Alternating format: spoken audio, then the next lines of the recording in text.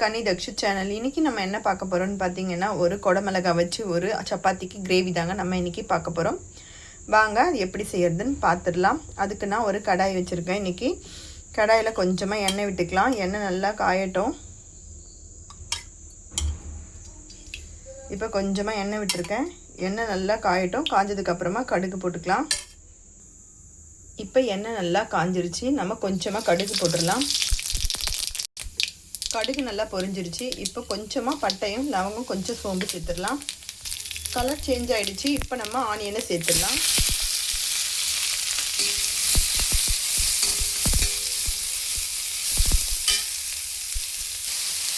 Onion வதங்கும் போதே நம்ம இப்போ இஞ்சியும் பூண்டையும் நான் நசுக்கி வச்சுருக்கேன். இதையும் கொஞ்சமாக போட்டு நம்ம ஆனியனோடவே நல்லா வதக்கிடலாம்.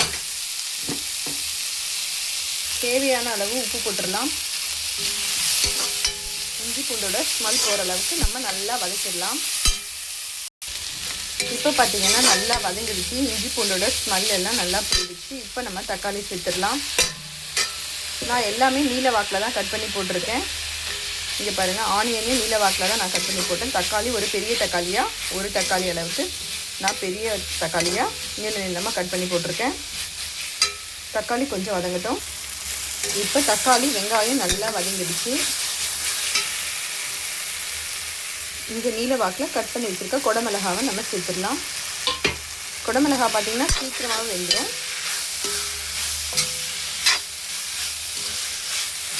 நல்லா வதக்கி விட்டுடலாம். குடமிளகா போட்ட உடனே எவ்வளோ கலர்ஃபுல்லாக மாறிடுச்சு. இப்போ பார்த்திங்கன்னா நம்ம மிளகாத்தூளை நல்லா வதங்கிடுச்சு. மிளகாத்தூளை சேர்த்துடலாம். நான் இன்றைக்கி வீட்டு மிளகாத்தூள் தான் 1 ஸ்பூன் அளவுக்கு சேர்த்துருக்கேன். இதையும் சேர்த்து நல்லா நம்ம கிளறி விட்டுடலாம்.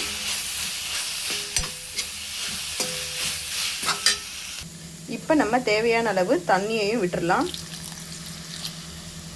உங்களுக்கு எவ்வளவு கிரேவியாக வேணுமோ, திக்னஸ் வேணுமோ அதுக்கேற்ற மாதிரி நீங்கள் தண்ணி சேர்த்துக்கோங்க.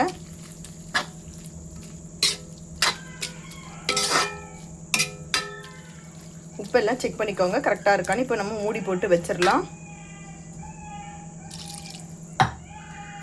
இப்போ மிளகாத்தூள் ஸ்மெல் எல்லாம் போனதுக்கப்புறமா நம்ம நல்லா வெந்துடும். அதுக்கப்புறம் நான் உங்களுக்கு காட்டுறேன் பாருங்கள். இப்போ பார்த்திங்கன்னா எந்த அளவுக்கு திக்னஸ் வந்திருக்கு இங்கே பாருங்கள். நல்லா வெந்துருச்சு. அவ்வளோதான், சூப்பரான குடமிளகாய் கிரேவி ரெடி ஆகிடுச்சு. இதே மாதிரி நீங்களும் செஞ்சு பாருங்கள். ரொம்ப டேஸ்ட்டாக சூப்பரான குடமிளகாய் கிரேவி சப்பாத்திக்கு சாப்பிட்றதுக்கு ரொம்ப டேஸ்ட்டாக இருக்கும். Thank you for watching our channel.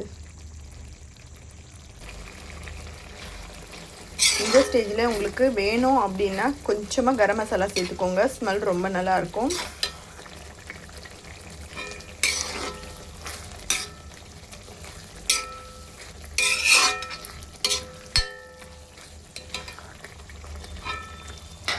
எந்த அளவுக்கு கெட்டியாக வந்திருக்கு பாருங்கள்.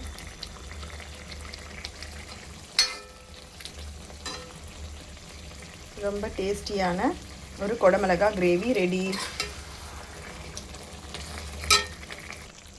இறக்கும் போது லைட்டாக கொஞ்சமாக வெல்லம் போட்டுக்கலாம்.